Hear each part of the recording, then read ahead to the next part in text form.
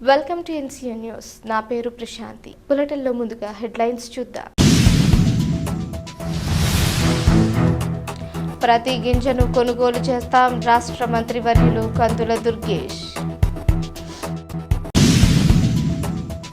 ఆంధ్రప్రదేశ్ రాష్ట్ర పౌర సరఫరాల సంస్థ ఆధ్వర్యంలో ఉండ్రాజవరం మండలం వడ్లూరు గ్రామంలో ఏర్పాటు చేసిన ధాన్యం కొనుగోలు కేంద్రాన్ని రాష్ట్ర మంత్రివర్యులు కందుల దుర్గేష్ ప్రారంభించారు. గత ప్రభుత్వం బకాయి పెట్టిన దాదాపు 1600 కోట్లకు పైగా ధాన్యం నిధులను కూటమి ప్రభుత్వం విడుదల చేసి అన్నదాతలను ఆదుకుందని అన్నారు. ఈ ఏడాది 1,62,000 మెట్రిక్ టన్నుల ధాన్యం సేకరణ లక్ష్యంగా పెట్టుకున్నామని రైతు సేవా కేంద్రాల ద్వారానే రైతులు తమ ధాన్యాన్ని విక్రయించాలని కోరారు. ఉప ముఖ్యమంత్రి పవన్ కళ్యాణ్ సహకారంతో నియోజకవర్గానికి 28 కోట్ల రూపాయల శాస్కి నిధులు తీసుకువచ్చారని, అందులో 15 కోట్ల రూపాయలు ఉండ్రాజవరం మండలానికి కేటాయించామన్నారు. వడ్లూరు గ్రామ అభివృద్ధికి గత 21 నెలల్లో 2.25 కోట్ల రూపాయల ఖర్చు చేశామని మంత్రి కందుల దుర్గేష్ తెలిపారు. ఈ కార్యక్రమంలో స్థానిక నాయకులు, అధికారులు మరియు పెద్ద ఎత్తున రైతులు పాల్గొన్నారు.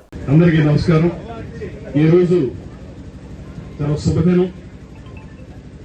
ధాన్యం కొనుగోలు కేంద్రాన్ని ఈరోజు మన నియోజకవర్గంలో వడ్లూరు గ్రామంలో ప్రారంభించుకుంటున్నాం.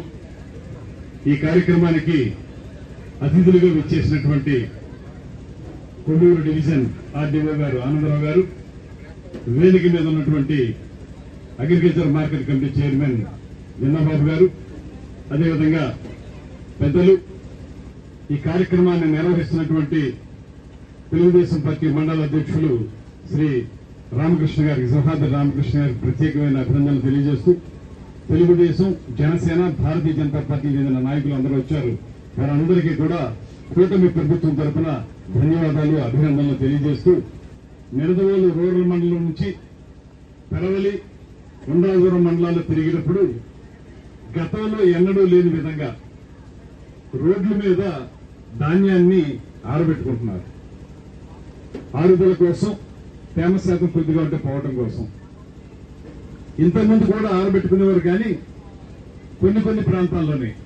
ఇవాళ ఏ మూలకు వెళ్లినా మనకి రోడ్డు మీద ధాన్యం ఆరబెట్టుకుంటూ కనపడడానికి కారణం రెండు.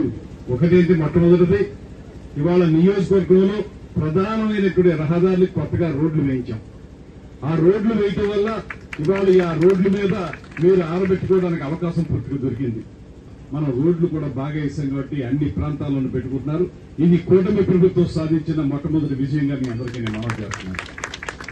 మీ దగ్గర ధాన్యాన్ని సేకరించిన తర్వాత ఖచ్చితంగా 48 గంటలను చెప్తున్నాం, కానీ 24 గంటల్లోనే, కొన్ని సందర్భాల్లో 6 గంటల్లోనే ఇచ్చేసినటువంటి సందర్భాన్ని కూడా మీకు గుర్తు చేస్తున్నాను. ఇది ఈ ప్రభుత్వం సాధించిన విషయం. ఇవాళ ఈ ప్రభుత్వం రైతు పక్షపాతి ప్రభుత్వం.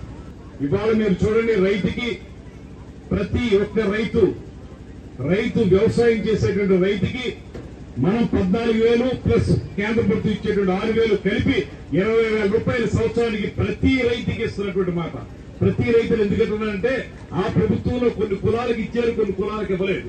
అది కూడా మీ అందరికీ తెలుసు. ఇవాళ మనం భావించినటువంటి మాట ఏంటంటే, రైతు అన్నవాడు అందరూ ఒకటే కులం, వాళ్ళ కులం వ్యవసాయ కులం. ఆ కులంలో ఉన్న అందరికీ కూడా ఇవ్వాలనేటువంటి ఆలోచనతోటి తారతమ్యం లేకుండా, వివక్షత లేకుండా ప్రతి ఒక్కరికి కూడా 20,000 చొప్పున అన్నదాత సుఖీభావ కానివ్వండి, పీఎం కిసాన్ విభాగంలో ఇచ్చే కార్యక్రమం కానివ్వండి, ప్రతిసారి కూడా ఏర్పాటు చేస్తున్నాం అనేటువంటి మాటను మీకు మనం చేస్తున్నాం. అదేవిధంగా మీరు చెప్పిన విధంగా ఇందాక అగ్రికల్చర్ ఆఫీసర్ గారు కూడా వివరణ బాగా ఇచ్చారు. ఒక మాట నేను క్లారిటీ ఇవ్వాలి మీకు కూడా.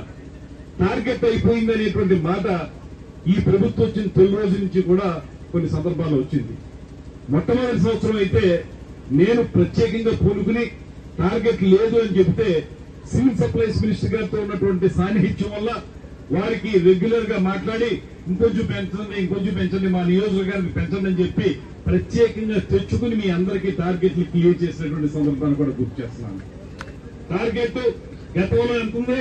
1,24,861 మెట్రిక్ టన్నులు ఉంటే, ఈ సంవత్సరం మేము పెట్టుకున్న టార్గెట్ మీ అందరి దగ్గర నుంచి చివరి గింజ వరకు కూడా కొనాలని ఆలోచనతో 1,62,000 మెట్రిక్ టన్నుల్ని ఈ సంవత్సరం ఈ దాల్వాలో ప్రొక్యూర్ చేయాలని, దానికి సంబంధించిన డబ్బులు వెంటనే మీ ఖాతాల్లో వేయాలని నిర్ణయించుకోవడం జరిగింది.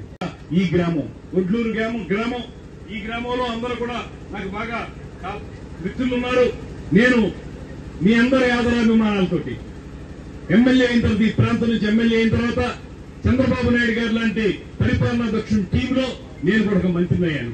దానికి సంపూర్ణంగా నాకు ఆశీస్సులు అందించినటువంటి నాయకులు కొణిదెల పవన్ కళ్యాణ్ గారు. ఆయన చెప్పబట్టి నాకు ఈ మంత్రి పదవి వచ్చింది.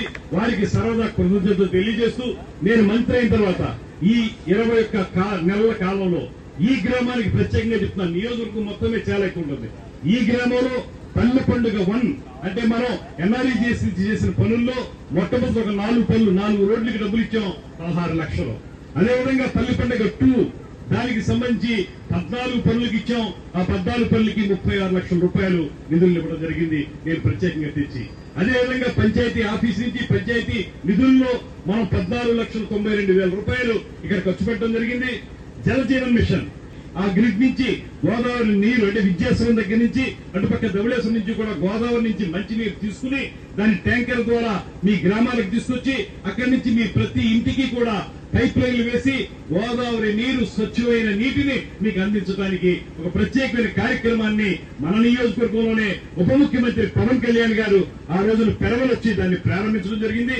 అందులో భాగంగా జల జీవన్ మిషన్ నుంచి మీకు పైప్ లైన్ల ద్వారా మంచినీళ్ళు ఇవ్వడానికి 70 లక్షల రూపాయలు కేటాయించాను అనేటువంటి మాటను కూడా మీకు మనవి చేస్తున్నాను. అదేవిధంగా డిస్ట్రిక్ట్ మినరల్ ఫండ్ అనేది ఉంటుంది, డిఎంఎఫ్ నిధులు అంటారు. అది ఒక 40 లక్షలు కేటాయించాం. మండల ప్రజా పరిషత్ నిధుల్లోంచి 7 లక్షల రూపాయలు తీసుకొచ్చాం. అదేవిధంగా గోకులం షెడ్లు మొత్తంగా చూసుకుంటే ఈ 19, 20, 21 నెలల కాలంలో ప్రమాణమే 2,25,00,000 రూపాయలు ఈ ఒక్క గ్రామానికే నిధులు తీసుకొచ్చామనేటువంటి మాట కూడా మీ అందరికీ మనవి చేస్తున్నాను. అన్ని విధాలా కూడా ముఖ్యమంత్రి గారు గాని ఉప ముఖ్యమంత్రి గారు గాని నారా లోకేష్ గారు గాని ఈ ముగ్గురు కూడా సంపూర్ణంగా మనకు సహకరిస్తున్నారు. నేను ఎప్పుడు వెళ్లి ఏది అడిగినా కూడా తప్పనిసరిగా చేస్తామనేటువంటి మాట చెప్తున్నారు. వారికి ప్రత్యేకంగా మన అందరి తరఫున కూడా కరతాళ ధ్వనులతోటి వారికి అభినందనలు తెలియజేద్దాం, ధన్యవాదాలు తెలియజేద్దాం. పూర్తి స్థాయిలో మీ అందరికీ సంతృప్తి కలిగే విధంగా ప్రతి చివరి గింజని కూడా కొనుగోలు చేసేలాగా ఆ కొనుగోలు చేసిన వెంటనే మీకు ఇవ్వాల్సిన డబ్బులు మీ ఖాతాల్లో వేయడానికి కూడా చివరి వరకు కూడా ఈ ప్రభుత్వం సిద్ధంగా ఉంటుంది. నేను కూడా సిద్ధంగా ఉంటాను అనేటువంటి మాటను మరొకసారి తెలియజేసుకుంటూ సెలవు తీసుకుంటున్నాను. నమస్కారం.